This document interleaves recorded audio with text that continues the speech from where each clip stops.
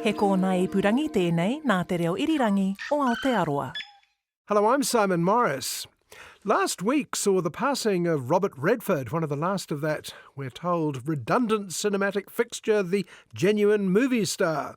He was rather more than that, of course, an Oscar-winning director, an Oscar-nominated producer and actor, and the founder of the hugely influential Sundance Film Festival.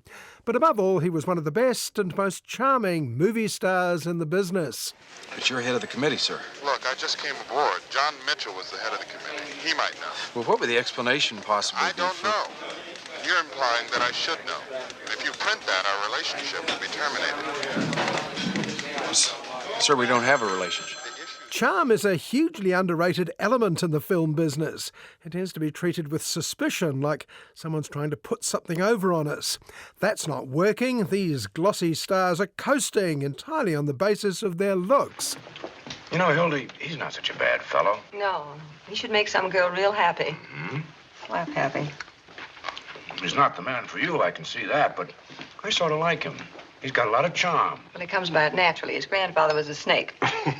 Not true, of course. Maybe Cary Grant, Robert Redford, Marilyn Monroe, Scarlett Johansson and Brad Pitt have certain initial advantages, but their charm is often a combination of good looks, talent, hard work and self-deprecating good intentions. Without them, they're not stars, they're merely celebrities.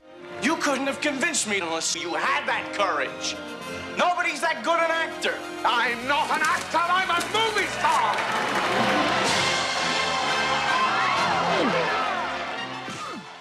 And this week is all about star quality, charisma, or if you're still stuck in 2023, riz. I'm not saying that a film like A Big, Bold, Beautiful Journey wouldn't have worked without the presence of two of the most attractive actors working today, Margot Robbie and Colin Farrell. I am saying it wouldn't have worked as well or for as many people. This isn't real. Well, it feels real to me. So what is it that you want, David? I want to go back to when I thought everything would work out for me. Similarly, an Australian holiday movie called Kangaroo succeeds for many reasons, including the star Ryan Corr, who is, as Benny Hill used to say, very big down under. But the charisma is brought in by the backup performers, Aboriginal stars Deborah Mailman and Ernie Dingo, and New Zealand's favourite scene stealer Rachel House. Is there a motel around here?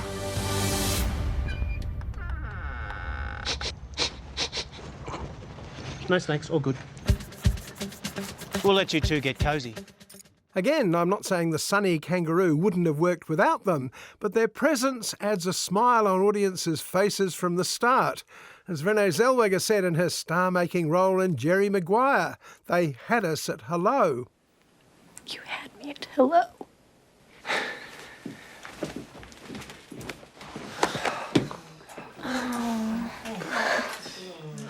And last, a film about one of the very few New Zealand politicians with genuine Robert Redford-style star quality, Dame Jacinda Ardern. When Prime Minister first showed at the New Zealand International Film Festival, we wondered whether it would be greeted with the same wild enthusiasm it received at the Sundance Festival. We will remain relentlessly positive. That is who we are as New Zealanders. No one thought it was plausible that we could win. In the end, we chose the New Labour Party. The documentary is certainly one for the Jacinda crowd, but it also shines a light on the irrational fury she inspired among some of our least attractive fellow citizens. But first, attraction is the point of A Big, Bold, Beautiful Journey.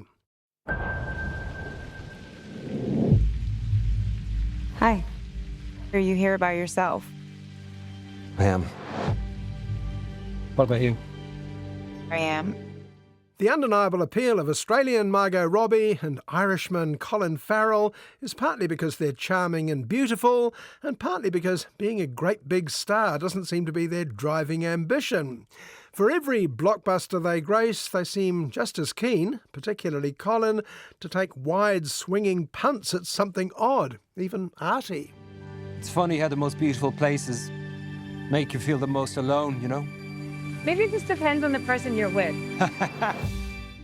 A big, bold, beautiful journey seems to walk the line between art and commerce. It's a sort of magic realism fable involving time travel and mystical doors, but it's also a supremely human tale of what it's like falling in love despite yourself.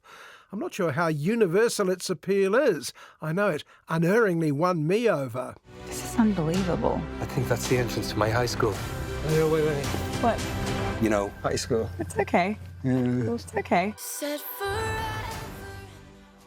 David and Sarah meet at someone's wedding.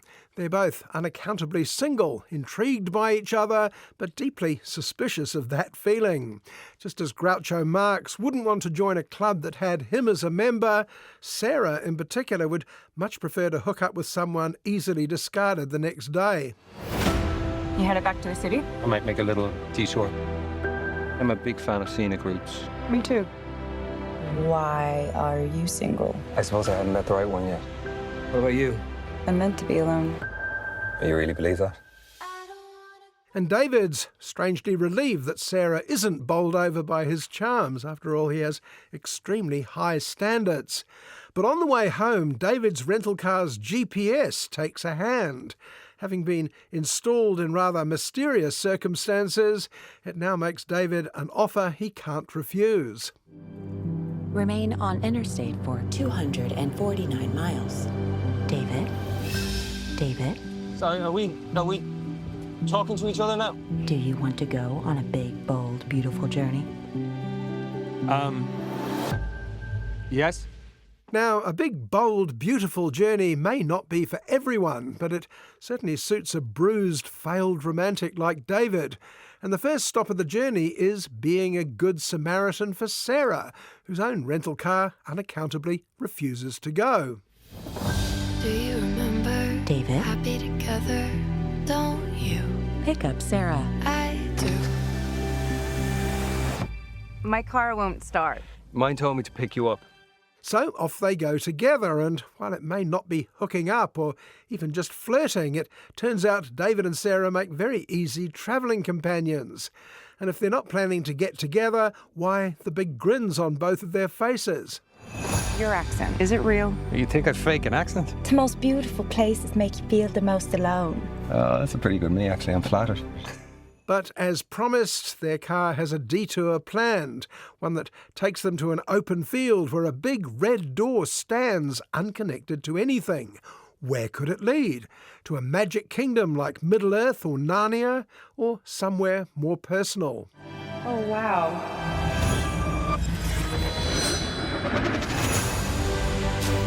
Are you going to tell me what's going on? I don't know, but I think I've been here before. There'll be more doors along the way, all leading to memories of key moments in both David and Sarah's lives. David's first one takes him to a traumatic high school event. David, you're late. Come on. How old am I? 15. I'm 15. Cool. How old am I? I don't know, 40? I'm gonna kill you. It was both his greatest triumph and his biggest heartbreak, because there she is, Cheryl, the girl who shattered his dreams on the day he starred in the end-of-year high school musical, one that surprised me almost as much as it did Sarah. Who's that? It's Cheryl Hayward. She plays Rosemary. So are you in this show? You're in this musical? Yeah, I play J. Pierpont Finch. You're J. Pierpont Finch? Yes. What? That's amazing. J. Pierpont Finch is a name I haven't heard since I was at grammar school in Guildford. I sat next to a chap called Shepherd Mead, a boy whose one distinction was his father, same name, wrote a book called How to Succeed in Business Without Really Trying, which was turned into the musical David's parents are so looking forward to. You must be so excited for David. Oh, we're just so proud of him. He's so talented. He worked very hard. Yeah, he went after it. He deserves it. Yeah, and he's just a really special kid. Just really and truly just special. And talented. And shortly after we suffer through David's traumatic moments, another door whisks us to Sarah's childhood and her guilt about somehow letting her mother down. I tell her I love her. She says I don't love you. Oh, feels exactly like it felt that night. This one's for me. Mom? I'm miss you. A big, bold, beautiful journey is very much a theatrical experience, brilliantly written and directed by, respectively, Seth Reese and Korean-American director Kogonada. And by refusing to be a formulaic movie romantic comedy, it hits those spots that wouldn't be reached if it just starred Sydney Sweeney and Glenn Powell, say. Nice to share this with someone. But however this plays out, it ends in me hurting you. And what if I hurt you? You are capable of being happy. Beneath the film star glamour of Margot, Robbie and Colin Farrell, there's always been a fragility and sensitivity that lifted their performances in films like In Bruges and Barbie. This film's romantic, it's often very funny, it's touching, all those great adjectives. And yes, it's big, it's bold, it's a beautiful journey. Like J. Pierpont Finch, it manages to succeed without really trying. Everywhere I go leads me back to you. You know how to fix totaled cars? I do not. How about burning cars? No. That's very dramatic. It's a bit over the top. The difference between Australian and New Zealand films is they're not afraid to tug at the heartstrings in their movies. All those years of popular TV soaps have given them a healthy regard for giving audiences what they want. A film like Kangaroo. My dad taught me how to look after roos. When it's time, we'll bring them back to country where they belong. Please tell me that's Vegemite. Puri milkshake. Kangaroo is based on a real-life story, it says here, but I wouldn't take that too literally. We meet our two protagonists, both at opposite ends of Australia. There's Charlie getting over the death of her dad and taking in young kangaroos as an obsessive hobby. Charlie, not again. Mum, please. And I told you no more roos. Someone else can save them. Only 3 this time. I miss you, Dad. I miss him too, Charlie. We'll get through this. And in Sydney, there's cynical weatherman Chris, think a less overcoated Bill Murray in Groundhog Day, who's sick of his job and wants to make a big splash on a big TV show. I've been doing the weather for 6 years. I'm sick of it. Chris, take some time out. Might actually make you happy. Well, Chris certainly makes a splash when he accidentally causes the death of a dolphin at Bondi. He goes viral in the worst way, he's fired, and has to take a job at, well, the opposite end of Australia. It's a long drive, a very long drive, even if you don't collide with a kangaroo.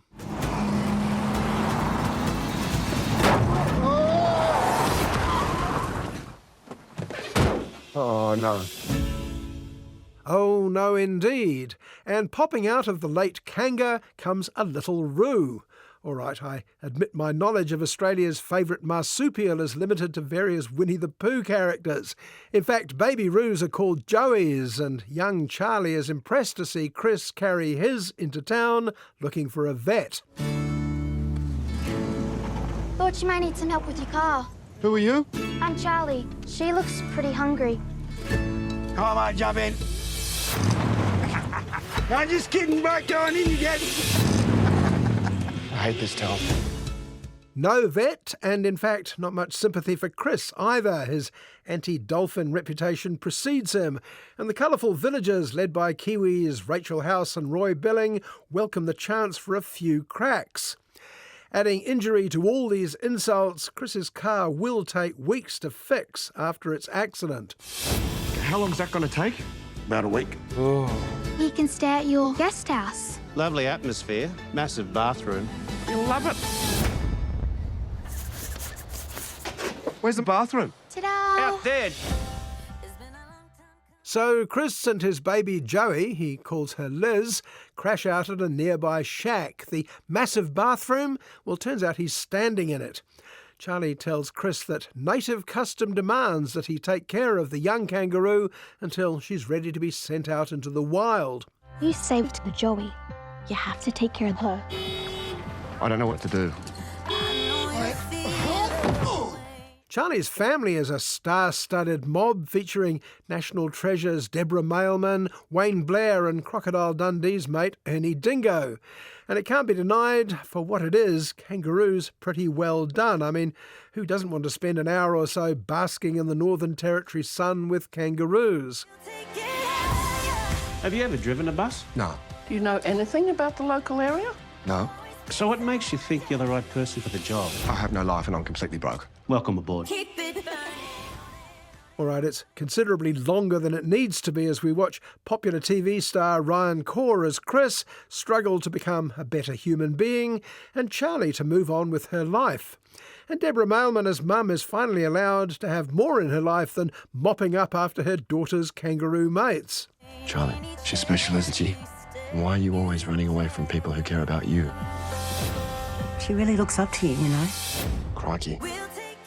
If you like kangaroos, big city weathermen being accepted in a town with virtually no weather, cute kids and lovable adults, and you don't mind lingering for nearly 2 hours, then Kangaroo is definitely for you. This is just for tonight, okay? Just one night.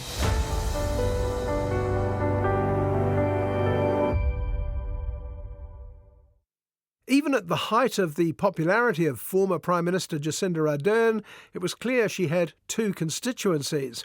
Overseas, notably in America, England and Australia, she was a pop phenomenon, partly because she seemed the opposite of their own leaders. Upbeat, attractive, intelligent, on the right side of history. What wasn't to like? I think I have natural levels of anxiety for someone who's 37 years old and who's also pregnant. Every time I got on a plane, I would look out a window and I would think, from that mountain to that river, that is my responsibility. Oh, this is normal. Well, the answer to that question was at home. The hostility she generated later on was as poisonous as it was irrational. There was a swirl of imported conspiracy theories. She was both a Nazi and secretly Jewish, claimed 2 adjacent placards outside Parliament at one stage. That and some homegrown sexist bigotry all stood in the way of a local biopic anytime soon. So it was up to an American film to co-produce Prime Minister. I just need to focus on the evidence and the science and the modelling and the right thing to do. This is sitting between me and going to sleep now. This and you. So... In fact, much of the film was shot by a Kiwi, the ultimate insider, Clark Gayford, Jacinda Ardern's partner. Well, this means we get to see lots of footage of baby Neve for the first time, as well as plenty of domestic coverage of some of the most dramatic 4 or 5 years of our recent history. Are you fake carrying washing around the room? And whatever your thoughts about Ardern's politics, it can't be denied it's a pretty astonishing story. Into Parliament in her 20s, sailing through the ranks to become Deputy Leader of the Opposition, and then, on the strength of her growing celebrity, remember Jacinda Mania, her boss Andrew Little gallantly stepped aside just before the election. Do you think you can credibly lead a government? Would you like to tell me why you don't think I can? All eyes have now turned to Jacinda Ardern. Step up to the plate or watch your party die. She won, or rather Winston Peters awarded her the Prime Ministership, and then laid out her plans for her first 100 days. Global warming, child poverty, reform of parental leave and university fees.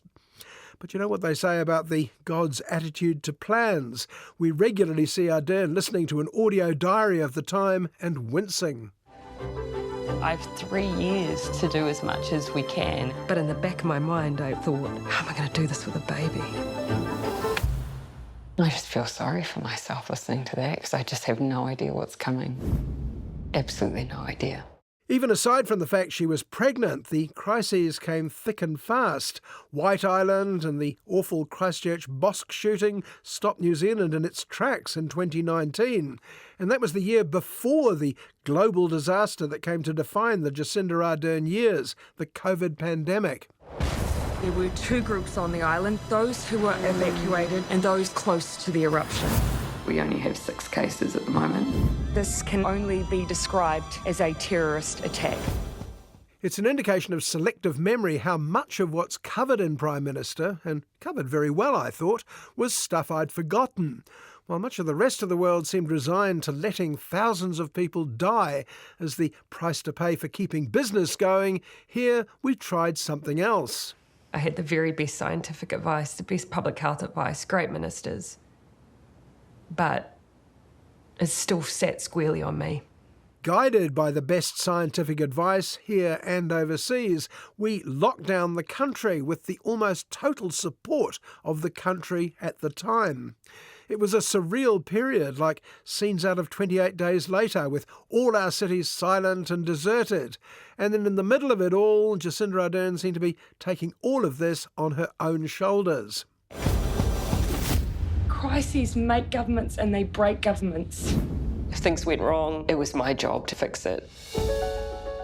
Well, that was later the attitude of her critics too. Somehow she and COVID became entwined in certain circles, as if she'd invented the virus and specifically inflicted it on her enemies. There is some attempt to touch on Jacinda's uneasiness at wearing the crown for all of us. I was 14 years old when someone first used the term imposter syndrome. And it was just like something clicked. I just had a bit of a fear that I shouldn't be there. Well, thankfully we don't go too far down that rabbit hole. Yes, imposter syndrome is a thing, and one you wish more leaders suffered from, rather than the more common pompous entitlement. I'm going to go and have an early night. Be nice to see you sometime. Yep. Early start again in the morning. Yeah. Instead, we're invited to look at someone who, for a while, seemed to bring out the best in us, particularly in the eyes of the rest of the world. Even where she missed the mark, at least she seemed to be aiming for something decent and worthwhile. And then madness when she brought out the absolute worst in a surprising number of New Zealanders. It's hard to switch on the news some days and just think the world is a dumpster fire. How do we shine a light on the humanity I know is still there? The word kindness in particular seemed to turn people cross-eyed with fury, an insanely disproportionate reaction against a leader whose major crime seemed to be trying to keep us alive. You can be anxious, sensitive, kind. You can be a mother, a nerd, a crier. You can be all of these things. And you can lead just like me.